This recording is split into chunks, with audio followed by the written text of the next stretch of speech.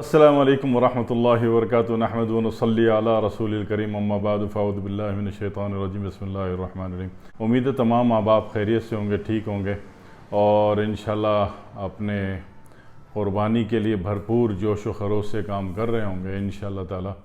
और जो भी जानवर लाएँ उसको प्यार से रखना है, ठीक है। ये बात कन्फर्म कर लें कि प्यार से रखें। कोई लकड़ी से मार रहा है, कोई लाते मार रहा है, ये सारी बातें अच्छी नहीं है, ठीक है। प्यार से रखिएगा। और हमारे पास जो हर साल की तरह इस साल भी काफ़ी लोगों ने पूछा कि भाई कुर्बानी के दिनों में कुछ ज़्यादा ही खा लिया जाता है, तो खा के जनाब तबीयत पे बोझ आता है, पेट पे भारीपन आता है, दिल पे बोझ आता है, कॉन्स्टिपेशन आता है, किसी को मोशन लग जाते हैं, किसी की सांस घुटती है, किसी का दम घुटता है, किसी का जिस्म बोझल हो जाता है, किसी को बदहज़मी हो जाती है, किसी को एसिडिटी बढ़ जाती है। तो ये सारे जो बेइत्तेदालियों के नताइज हैं, मैं ये तो नहीं कह रहा कि आप गोश्त ही ना खाएं, ठीक है ना, क्योंकि बकरीद होती है, वो घर वाले बड़े मान से, बड़े चाव से 7-8 किस्म की डिशें बना देते हैं, बच्चे यहाँ बना देती हैं, कुछ आने वाले बना देते हैं। और फिर कुछ का आप कहीं जाते हो तो वहाँ पे हर कोई कुछ ना कुछ आगे रख देता है। अब हर जगह तो नहीं बोल सकते कि भाई हम तो बड़े साहिब एतदाल हैं, ये वो, कुछ ना कुछ खाना पड़ जाता है। यानी कि बकरीद में जो है कुछ ना कुछ एक्स्ट्रा डोज हो जाता है, ठीक है। अव्वल तो सबसे अच्छा था कि कुर्बानी करते और सारा गोश्त गरीबों में बांट दिया करते, ठीक है ना। साल भर अल्लाह खिलाता है, ये कौन से इंसान परेशान रहता है। गरीबों का हक ज़्यादा होता है कि उनको दे दिया जाए। बहरहाल इसमें एक कोशिश तो ये कर लें कि जो गाय का गोश्त होता है वो तो बस न होने के बराबर ही खाएँ तो अच्छा है, ठीक है ना। और खाएं तो बहुत अच्छा गला हुआ हो, मसाला कम हो, गला हुआ हो, चिबा के खाना है, ठीक है ना। ये हड़ा उड़ी में नहीं खाना। और जब भी खाना खा रहे हो तो लम्हे मौजूद में रहिए कि मैं खाना खा रहा हूँ। उस वक्त खाना खाते वक्त की टेक्निक में बता रहा हूँ कि ना माजी के किसी डिप्रेशन में जाइए, माजी की कोई बात याद आपको ना आ रही हो, ठीक है, और ना मुस्तकबिल में कोई एंजाइटी आपको तंग कर रही हो, ठीक है। आप पूरा कंसंट्रेट करें कि मैं खाना खा रहा हूँ, मैंने चिबा चिबा के खाना है, ठीक है ना, और पूरी तवज्जो से खाना है, ठीक है। तो इसमें क्या होता है कि दिमाग मुसलसल कमांड देता है कि भाई साहब आप खाना खा रहे हो और खाने को हज़म करने वाले तमाम जो फंक्शन यूनिट्स हैं वो अपना फंक्शन अदा करें और एक्टिव रहें, ठीक है। तो ये उस वक्त होता है जब आप तवज्जो से खाते हैं। जब आप बेतवज्जोही से खाते हैं तो यकीन कीजिए कि काम बिगड़ता है, ठीक है। और इतने सारे नुकसानात जो आजकल नज़र आ जाते हैं बिस्यारखोरी के बाद, बकरीद में ज़्यादा खाने के बाद।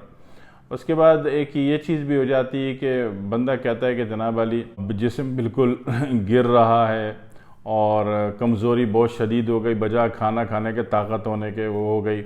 इसी तरह किसी को खूनी बवासीर है तो वो बढ़ गई, ठीक है ना।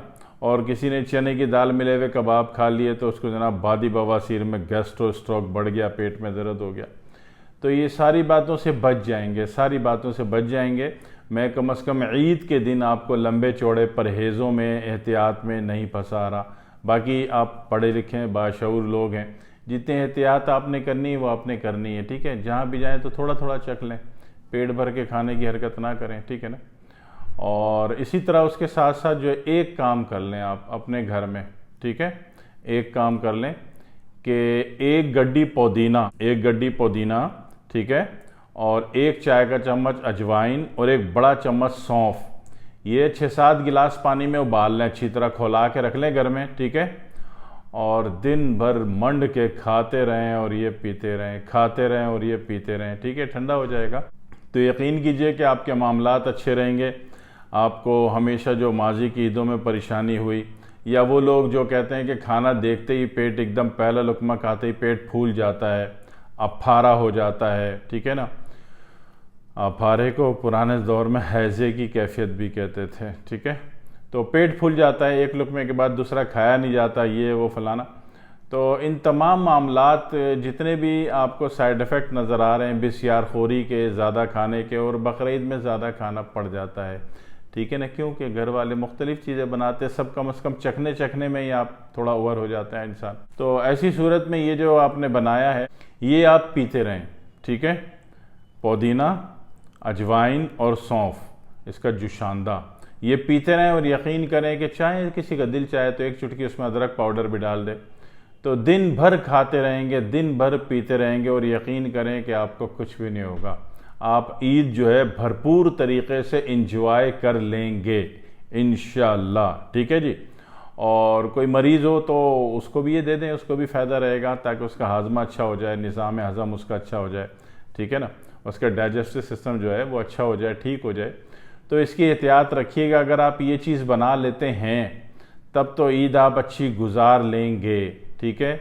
और नहीं तो फिर ऐसा ना हो कि आप ऐन भरी ईद के दिन आप कहें जी मुझे ये प्रॉब्लम हो रही है, मुझे वो प्रॉब्लम हो रही है, ठीक है ना। तो इन सारी प्रॉब्लम से बच जाएंगे जब ये आसान तरीन काम कर लेंगे।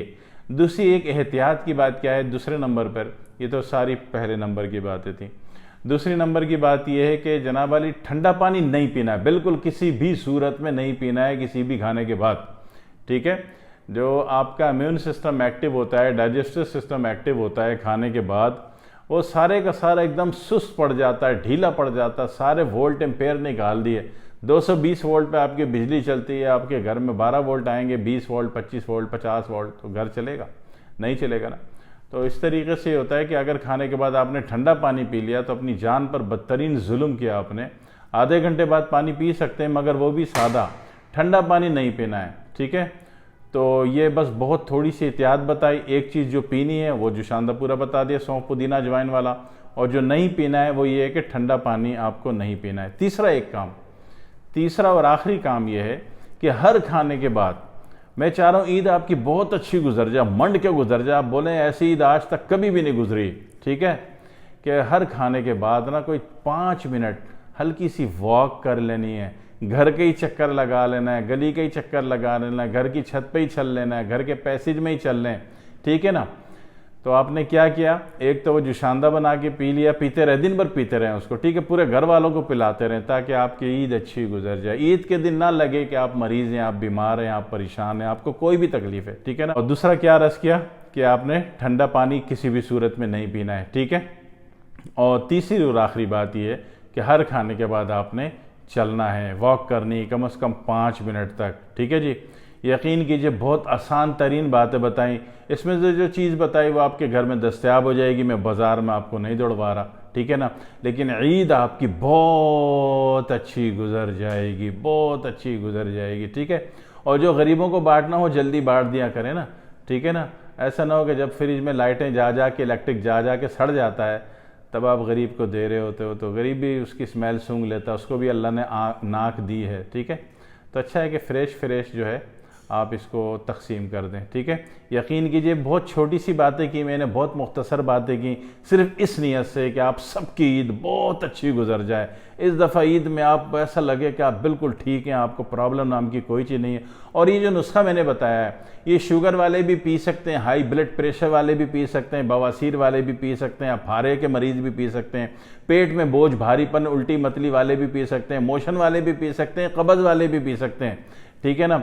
यकीन कीजिए कि दुनिया कायनात की हर वो बीमारी जो इस पेट से होती है, हर वो मरीज़ इसको पी सकता है, ठीक है। और जब ये ईद अच्छी गुजर जाए, मज़ा आ जाए, आप बोलो वाकई पहली ईद गुजरी है जिसमें कोई प्रॉब्लम नाम की चीज़ नहीं हुई, तो फिर सिर्फ दुआओं में याद रखना है, ठीक है। एडवांस में आप सबको ईद मुबारक, ठीक है भाई।